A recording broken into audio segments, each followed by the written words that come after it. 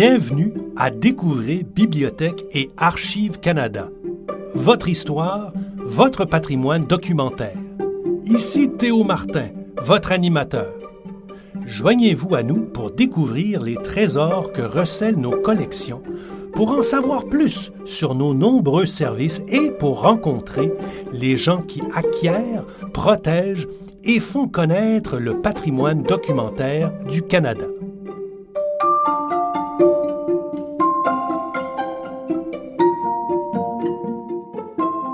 Bienvenue à Trésors dévoilés.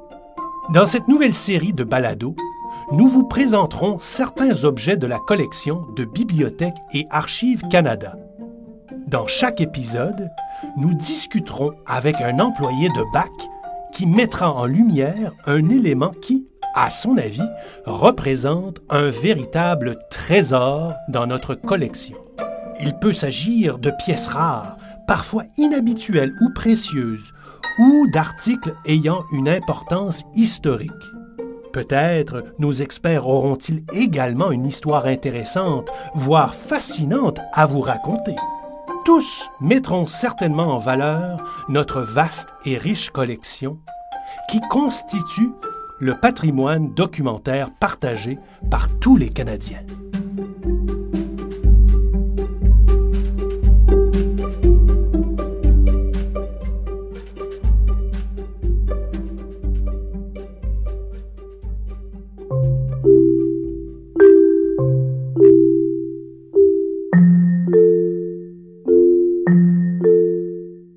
Pour l'épisode 4 de notre série qui s'intitule La Halifax Gazette, nous recevons Megan Scanlon, bibliothécaire principale à BAC.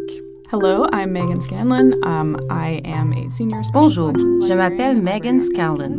Je fais partie de l'équipe de Bibliothèque et Archives Canada depuis 2010 et je travaille actuellement comme bibliothécaire principale aux collections spéciales de livres rares.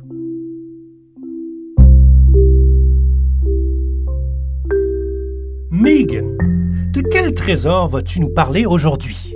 This is an issue of the Halifax Gazette newspaper, which was published on March. J'aimerais vous parler d'un exemplaire du journal Halifax Gazette, publié le 23 mars 1752. Il a été imprimé par un dénommé John Bushell, le premier imprimeur en activité en Amérique du Nord britannique. John Bushell est né à Boston. C'est là qu'il a commencé à travailler dans le domaine de l'impression. Il est associé à un certain Bartholomew Green qui s'installe à Halifax en 1751 pour ouvrir un commerce, mais qui meurt avant de mener son projet à bien.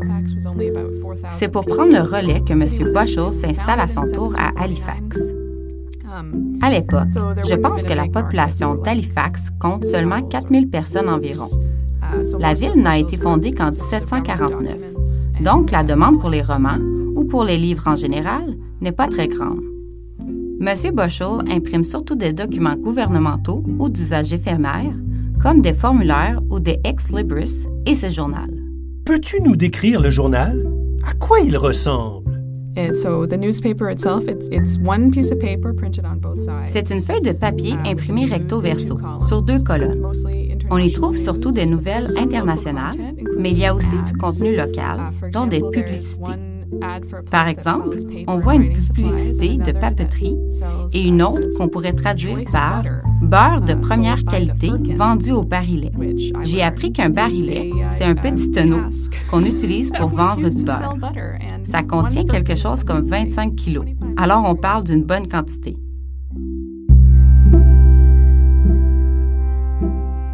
La Halifax Gazette est le premier journal publié au Canada. Dans l'entête, il y a 2 élégantes xylographies, c'est-à-dire des images réalisées à l'aide de la gravure sur bois. À gauche, on voit un navire voguant à toute voile et à droite, un chasseur de gibier à plumes. Dans les nouvelles de l'étranger publiées dans ce premier numéro, on apprend qu'un forcené a lancé un caillou à la tête du pape à Rome et que Londres a élu un nouveau lord-maire. Le journal comprend aussi un article sur la mort de John Gorham, un officier d'armée et homme d'affaires décédé à Londres de la variole. À partir de 1769, la Gazette annonce aussi régulièrement les naissances, les mariages et les décès. Comment Bibliothèque et Archives Canada a-t-il acquis ce document? So, as people probably know, I think there's a lot of movement between... Comme bon nombre de nos auditeurs le savent, j'imagine, il y a beaucoup de circulation entre Halifax et Boston. Une sorte de lien historique unit ces deux villes. Après la gigantesque explosion à Halifax en 1917, Boston envoie beaucoup d'aide. Encore aujourd'hui, d'ailleurs, la ville d'Halifax envoie chaque année un sapin de Noël à Boston. Le corridor Boston-Halifax a toujours été important. D'une manière ou d'une autre, ce journal s'est retrouvé entre les mains de la Société historique du Massachusetts, qui a reconnu son importance pour l'histoire canadienne et qui a eu la générosité de nous en faire don en 2002. Il reste un seul exemplaire de ce premier numéro de la Halifax Gazette, imprimé le 23 mars 1752. Comme l'a dit Megan, c'est la Société historique du Massachusetts qui l'a légué à la Bibliothèque nationale en 2002.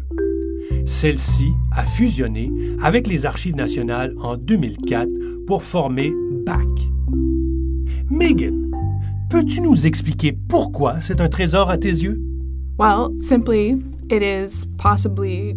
C'est possiblement le premier document imprimé sur le territoire canadien.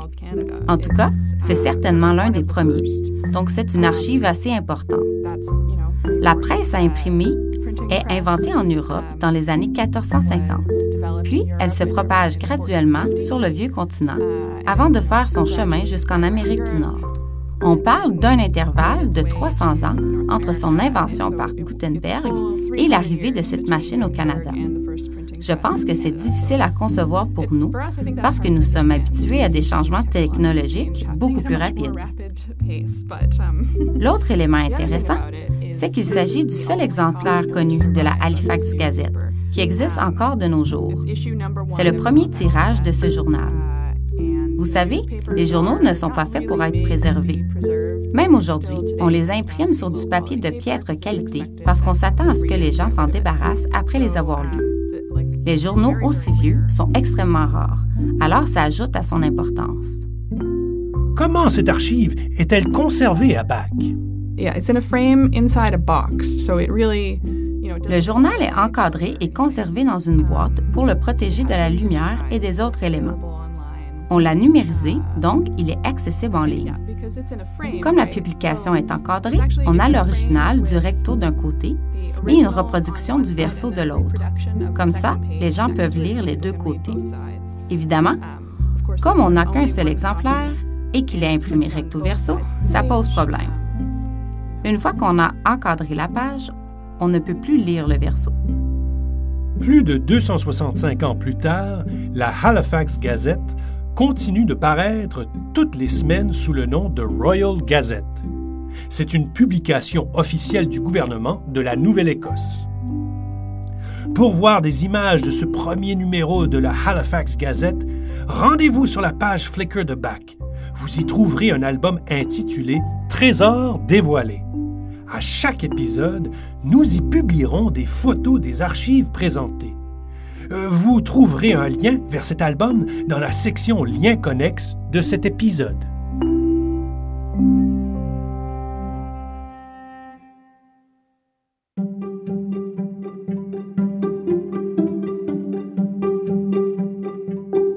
Merci d'avoir été des nôtres.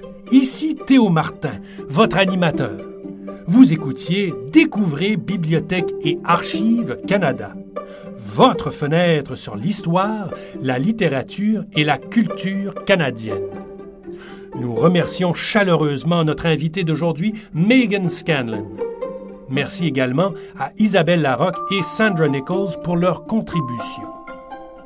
La chanson thème de ce balado est tirée de la banque Blue Dot Sessions. Cet épisode a été conçu et réalisé par David Knox. Si vous avez aimé cet épisode, nous vous invitons à vous abonner au balado par le fil RSS de notre site web, Apple Podcasts ou votre plateforme habituelle. Vous trouverez la version anglaise de tous nos épisodes sur notre site web ainsi que sur Apple Podcasts et Spotify. Il suffit de chercher Discover Library and Archives Canada. Pour plus d'informations sur nos balados ou si vous avez des questions, des commentaires ou des suggestions, visitez-nous à bac-lac.gc.ca/balado au pluriel.